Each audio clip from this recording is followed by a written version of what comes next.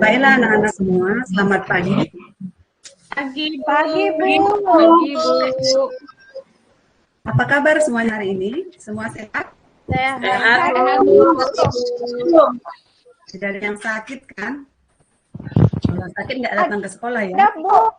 Siapa yang Ada, Bu. sakit? Udah, Bu. Udah sakit perut. Iya, udah. Ya, dia kebanyakan makan ikan. Makan ikan berformalin ya? Iya, Bu. Ya, untuk selanjutnya harus diperiksa dulu makanan yang akan kita konsumsi ya. Jangan sembarangan. Iya, Bu. Baiklah, sekarang Iya, Bu. sebelum kita memulai pelajaran kita, saya minta salah satu dari kalian untuk memimpin kita di dalam doa. Ibu minta Erna untuk membuat kita dalam doa. Silakan. Ya, Bu. Teman-teman, sebelum kita memulai pelajaran, kita berdoa menurut agama dan kepercayaannya. Berdoa mulai. Selesai. Sudah, Bu. Terima kasih Erna. Baiklah, saya mengabsen dulu ya. Semua hadir hari ini ya. Hadir, Bu. Hadir, Bu. Saya absen satu-satu dulu ya. Huda hadir? Hadir, Bu. Hadir. Bagus. Maria? Bu, ada, Bu. Sylvie? Hadir, Bu. Supriyatin? Hadir, Bu. Nimade Murdani? Hadir, Bu. Farida? Farida hadir? Farida hadir. Hadir, Bu. Fitri? Hadir, Bu, dia, Bu. Hadir, Bu. Lukutu? Hadir, Ibu. Anita? Hadir, Bu. Erna? Selalu hadir, Bu. Bagus ya, Ramayana? Berarti semua hadir ya. Baiklah, Ibu akan menyampaikan kesepakatan kita selama proses pembelajaran kita hari ini ya. Satu, saya harap semua menjaga ketertiban selama proses belajar mengajar berlangsung ya. Kemudian pada saat berdiskusi kalian semua aktif mengeluarkan pendapat ya dan saling menghargai pendapat teman-temannya. Kemudian menghargai teman dan guru yang sedang berbicara, jangan mencela atau menyela gitu ya, dan menjaga sopan santun terhadap guru dan teman.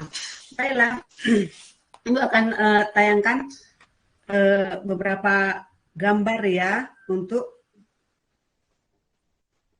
mengingatkan kalian pelajaran kita pada minggu sebelumnya atau pada pertemuan sebelumnya.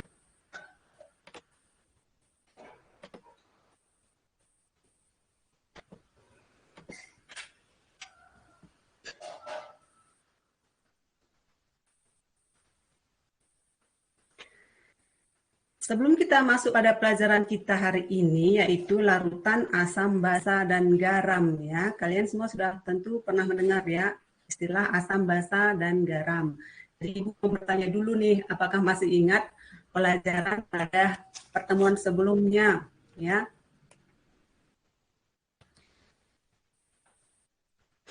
Coba Fitri, berdasarkan cat penyusunnya materi dapat dibagi menjadi berapa? Lupa lagi, Bu. Lupa Saya nggak lagi. baca. Kenapa Fitri? Ya Allah. Berarti waktu Ibu menerangkan minggu Nggak sebelumnya, baca. kamu tidak menyimak ya? Iya, Bu. Erna, coba masih ingat? Tapi kalau salah nggak apa-apa ya, Bu. Nggak apa-apa ya, coba. Iya, materi itu bisa disusun menurut unsur, senyawa, dan campuran, Bu. Ya, bagus. Bagus sekali. Berarti kamu menyimak apa yang sudah dipelajari dan mengulang di rumah ya. Kalau Erna, coba sebutkan beberapa contoh molekul unsur. Kalau unsur, contohnya oksigen, Bu. Itu unsur ya, Ibu tanya molekul unsur loh. O2, Bu. Iya, bagus. Apalagi? Oh iya, O2. Lagi H2, contoh yang Bu. lain. H2. Bu. Ya, benar. Bagus, Fitri. Siapa lagi yang bisa? P4, Bu. Ya, CH4 atau C4 P4, Bu. P4, P4. 4 bisa. Iya, Iya. jadi Bu. apanya? S8, Apa? Bu. Ya, bisa. Bagus. Jadi kalian masih ingat ya. Selanjutnya coba amati dulu gambar-gambar berikut ini ya. Ada gambar apa saja kah yang ada di gambar layar kalian? Ada Kembang sepatu, Bu. Sepatu. Ya, bunga kembang sepatu lagi. bunga geranium. Bunga geranium. Geranium lagi.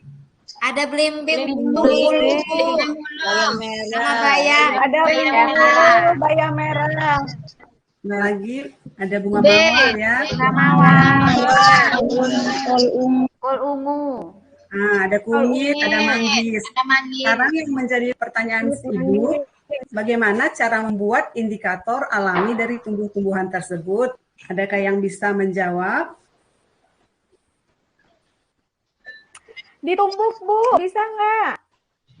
Ya, bisa. Atau dengan istilahnya diekstrak ya. Iya, Bu. Istilah Diambil ekstraknya, Bu. ilmiahnya diekstrak ya. Kemudian apa sih itu? Ada yang tahu?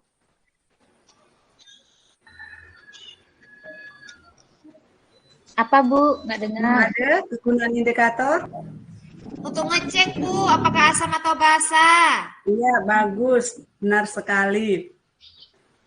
Jadi, kalian mempelajari larutan asam basa atau garam ini banyak kegunaannya ya. Jadi coba kalian simak dulu video berikut ini.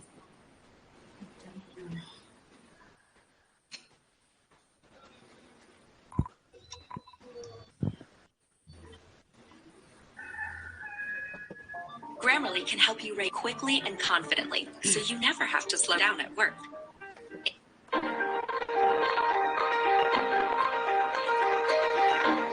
Assalamualaikum adik-adik. Berjumpa lagi dengan saya dalam channel ini. Kali ini akan membahas materi tentang asam, basa, dan garam. Dan selalu saya ingatkan, jangan lupa like dan subscribe video ini sebagai salah satu penyemangat untuk selalu menebarkan kebaikan berupa ilmu yang bermanfaat. Terima kasih.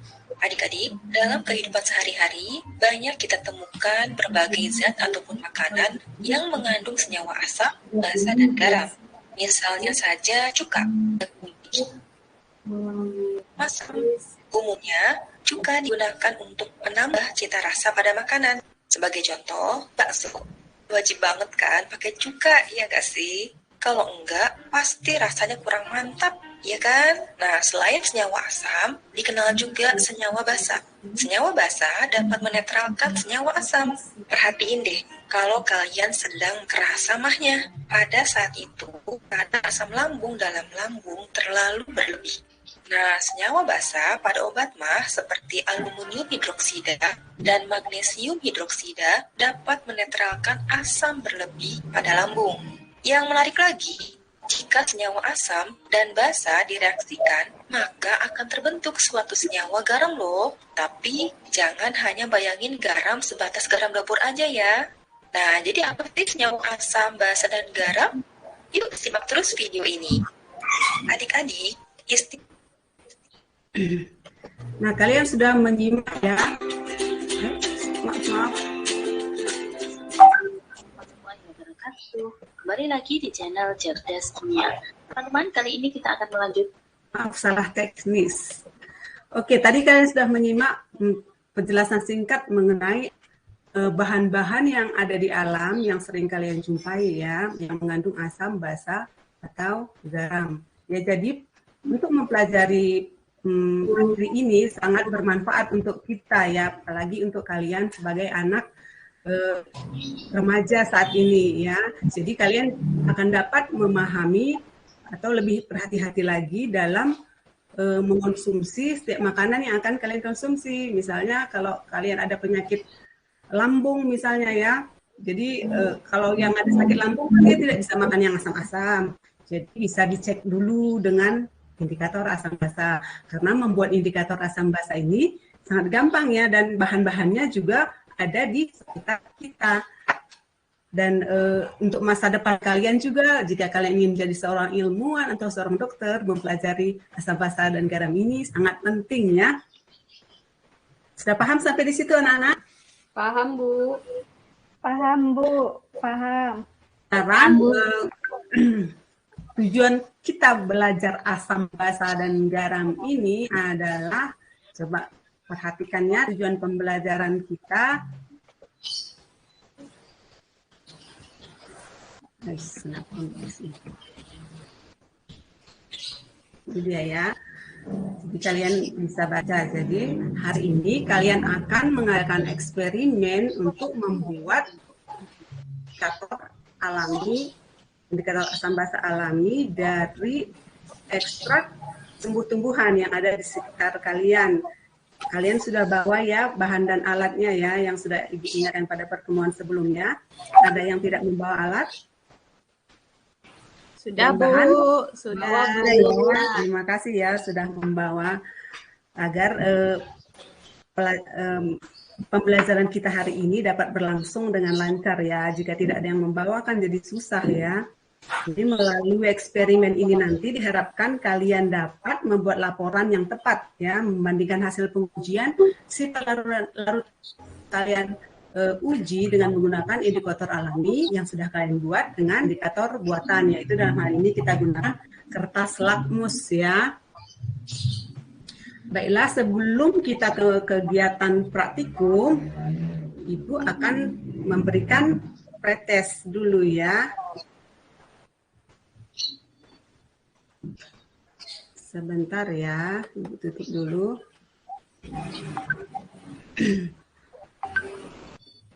Ibu akan memberi pretest, Ibu bagikan dulu linknya ya.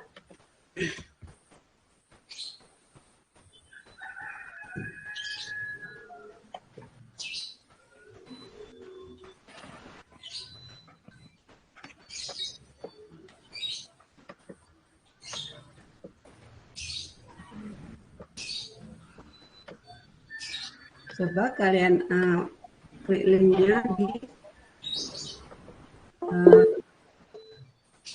kolom chatnya ya. Ibu kasih waktu 5 menit aja ya, karena soalnya hanya 5. Coba dimulai dari sekarang. Siap, Bu. Baik, Bu. Ya, Bu.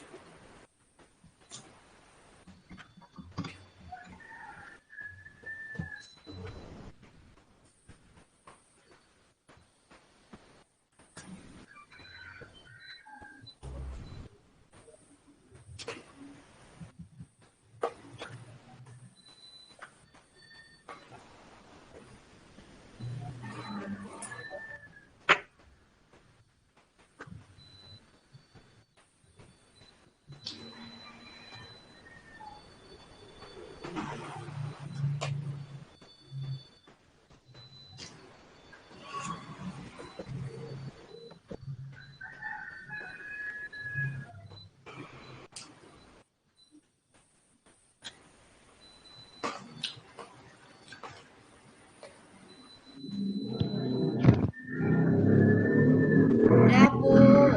Sudah selesai? Udah, Bu. Baiklah, kita lanjutkan kegiatan kita ya. Ibu bagikan lagi beberapa gambar dulu ya.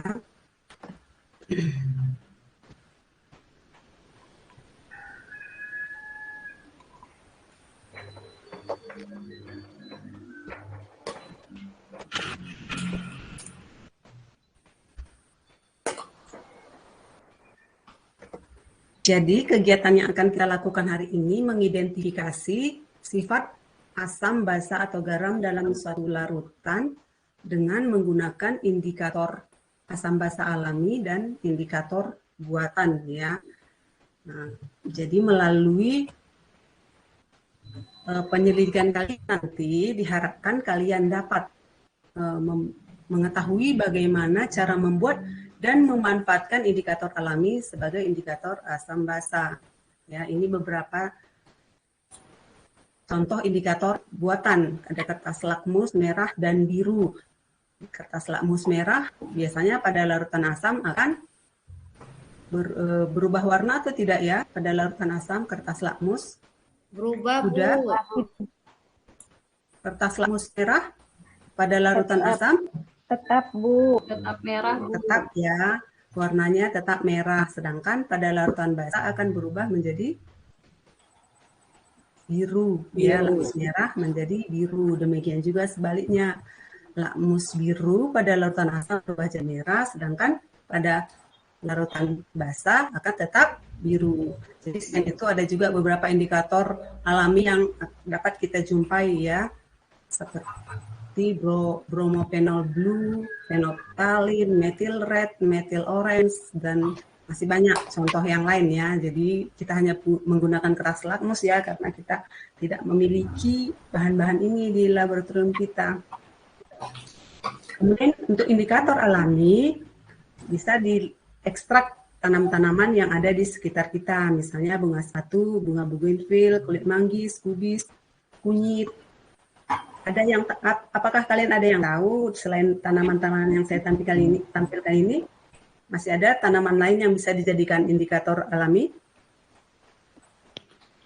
Supriyatin? Ada, Bu, saya. Misalnya tanaman apa bunga lagi? Kamboja bisa nggak ya, Bu? Bunga Kamboja, bunganya berwarna apa itu? Bunga Kamboja?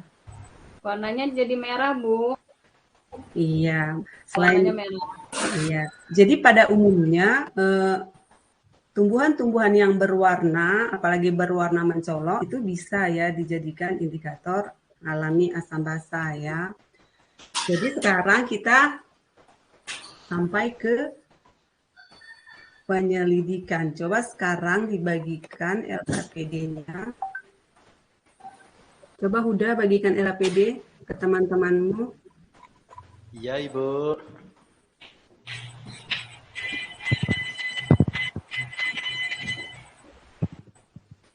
Jadi satu kelompok 4 orang saja ya. Ya. Sudah selesai, Bu. LKPD sudah saya bagi, Bu. Ya. Terima kasih Ada 4 ya, kelompok, Huda. Bu. Iya, sama-sama, Bu. Ya, jadi kalian perhatikan LKPD yang sudah diberikan. Kalian lakukan sesuai prosedur ya. Jadi disiapkan dulu alat dan bahannya juga yang sudah kalian bawa.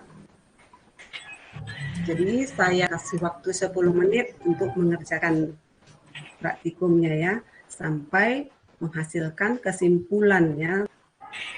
Apakah 10 menit cukup? Saya rasa cukup ya. Cukup, Bu. Ya, bisa dikerjakan. Dikerjakan dengan teliti dan hati-hati ya. Tidak usah terburu-buru. Udah siap, Bu. Sudah siap? Cepat saja. Udah. Udah 10 menit, Bu. Oh ya ya. Oke, sekarang kelompok siapa dulu nih yang mau mempresentasikan hasilnya? Kelompok 1, Ivy. Sudah siap? Iya, Bu. Siap, Bu. Coba silakan dibagikan hasilnya. Bu, saya sudah menguji nih larutan indikator kembang sepatu. Ya.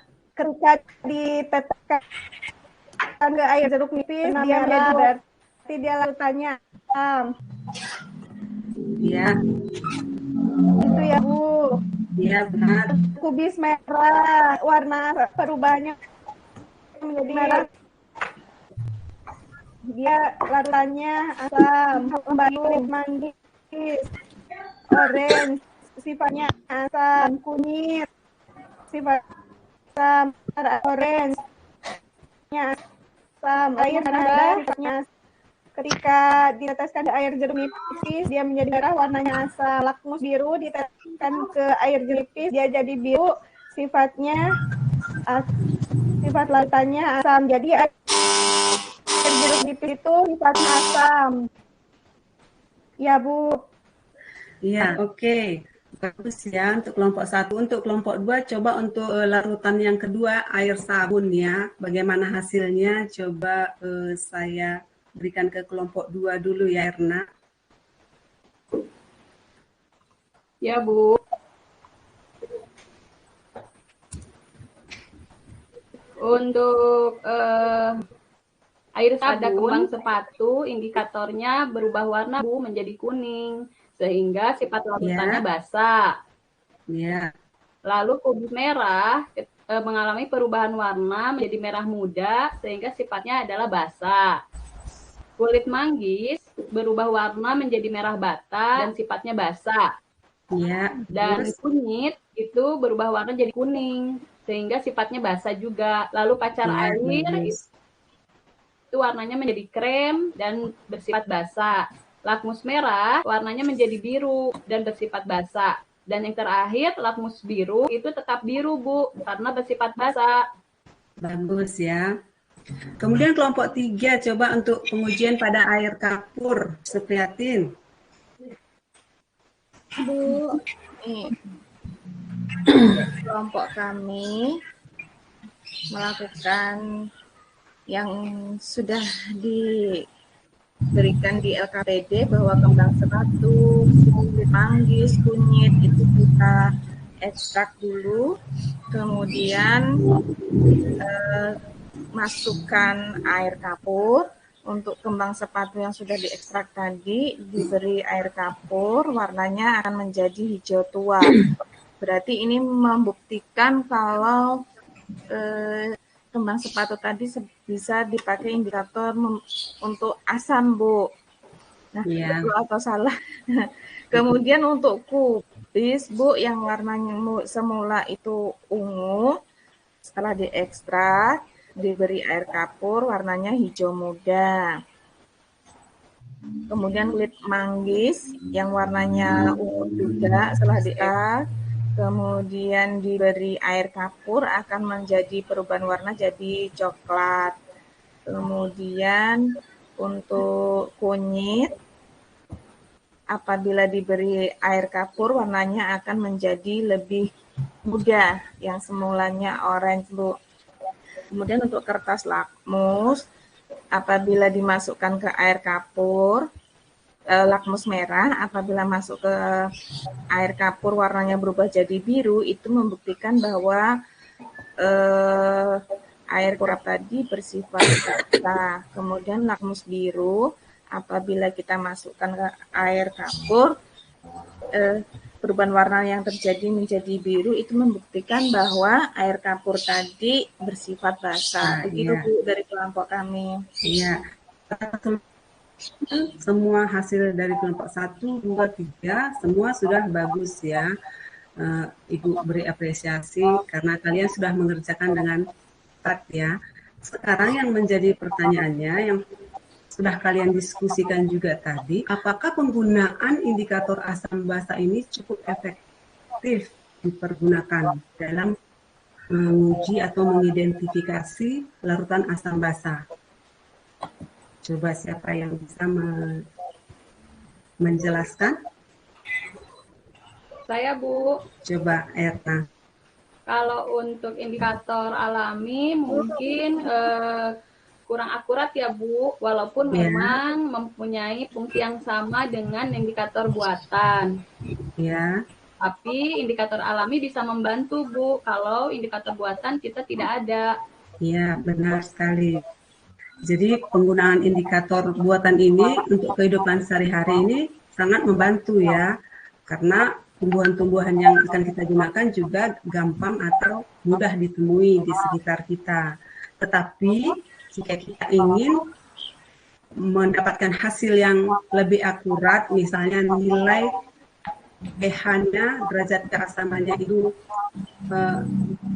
lebih tepat gitu, nilainya ditunjukkan, misalnya 5,7 berapa gitu, kita bisa menggunakan pH meter digital ya, tapi itu harganya relatif mahal ya anak-anak ya. Jadi demikian hasil penyelidikan yang sudah kalian lakukan. Kita di sini hanya untuk menyelidiki apakah bagaimanakah pembuatan dan penggunaan dari indikator asam basa garam ini ya dalam kehidupan sehari-hari, dan hasil pengujiannya dengan menggunakan indikator buatan yang dalam hal ini kita gunakan kertas kampus memang tidak jauh berbeda ya, hanya di beberapa poin saja yang agak berbeda warna yang dihasilkan ya. Terima kasih sudah melakukan presentasi ya anak-anak ya. Sekarang coba salah satu ada yang bisa menyimpulkan dari semua kegiatan kita hari ini. Maria bisa disimpulkan?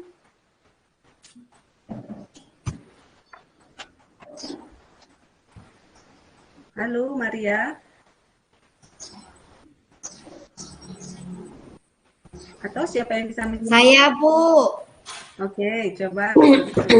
Kesimpulannya, Bu, kalau asam itu pH-nya di bawah 7, kalau basa itu di atas 7, kalau netral itu 7, Bu. Kemudian kalau indikator untuk menguji asam dan basa itu bisa menggunakan indikator lakmus. Ada lakmus merah dan ada lakmus biru.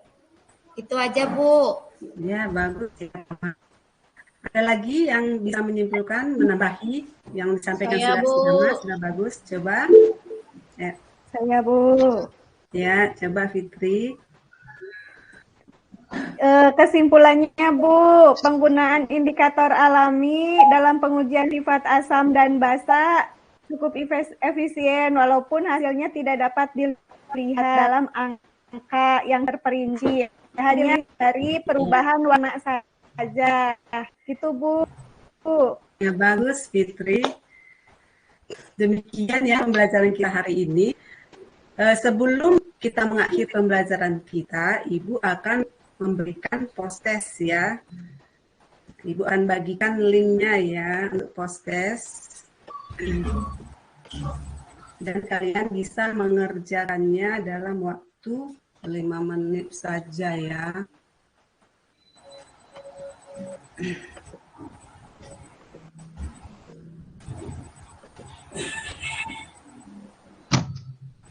Oke, silahkan dikerjakan, dimulai dari sekarang.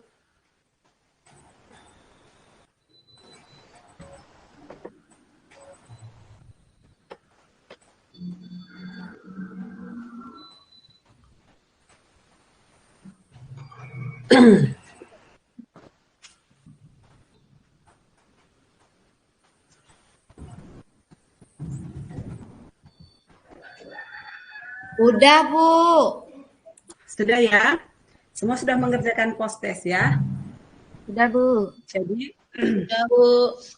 Sudah, Bu. Ibu ingin bertanya kepada kalian, setelah mempelajari materi hari ini, yaitu larutan asam basa dan garam, dan dalam pembuatan indikator alami, bagaimana perasaan setelah mengikuti pembelajaran hari ini? Senang, Bu. Saya suka senang, Bu. Benar. Iya, senang. Senang, Bu, senang sekali, Bu. Saya senang praktikum, Bu. Iya. Soalnya Fitri, jadi tahu, Bu. Fitri senang Jadi juga tahu ya? pengetahuan. Senang, Bu. Senang banget. Kita melihat perubahan warna. Dari indikator alami diteskan pada larutan asam basa, ternyata dia bisa berwarna. Kayak gitu, Bu. Ada berubah-berubah warna gitu ya? Agak menarik. Iya. Ya, Bu. Iya, Kayak Bu. itu, Bu. Kayak apa? Kayak apa, Fitri? Kayak bunglon bisa berubah warna. Iya, ya, Bu. Bisa berubah warna. Kalau Nimada, ajaib. bagaimana perasaannya? Ajaib. Senang, Bu, dapat praktikum. Jadi bisa membawa bahan-bahan alami, terus bisa eksperimen kalau ditetesin ini bagaimana warnanya, jadi bisa tahu nanti apa namanya asam dan basa itu bagaimana begitu Bu. Iya, bagus. Anita, senang ya atau sedih? Senang Bu, saya jadi tahu perubahan warna Bu, asam berubah nanti warnanya jadi apa Ibu. Berarti nanti bisa dicoba ya untuk tumbuhan-tumbuhan lain di rumah ya. Iya Bu. Ya, bagus. Nanti Bu. pulang dari sini dari sekolah, kalian coba lagi di rumah ya untuk tumbuhan yang lain selain yang sudah kalian cobakan hari ini ya. Ya Bu. Nah, Ibu juga mengingatkan kalian untuk mempelajari bahan pelajaran kalian untuk pertemuan selanjutnya, yaitu mengenai pemisahan campuran ya. Jadi untuk pemisahan campuran kalian juga harus membawa alat-alat praktikumnya ya. Karena pada pemisahan campuran nanti kita akan praktikum untuk penyelidikan atau penyaringan air keruh ya, menggunakan alat pencernih tanah ya. Jadi kalian persiapkan alat dan bahannya untuk minggu depan. Sudah jelas ya? Jelas Bu. Jelas Bu. Ada yang mau ditanyakan untuk bahan dan alat minggu depan? Nggak ada Bu. Sudah jelas ya? Sudah jelas Bu. Baiklah. Sekarang sebelum kita mengakhiri pelajaran kita, coba sekarang Ibu Rahma pimpin kita dalam doa. Silakan Rahma. Suaranya nggak kedengaran Rahma. Yang keras Rahma. Yang keras suaranya Rahma. Siap gerak. Berdoa mulai. Selesai. Ucap salam. Selamat siang Bu.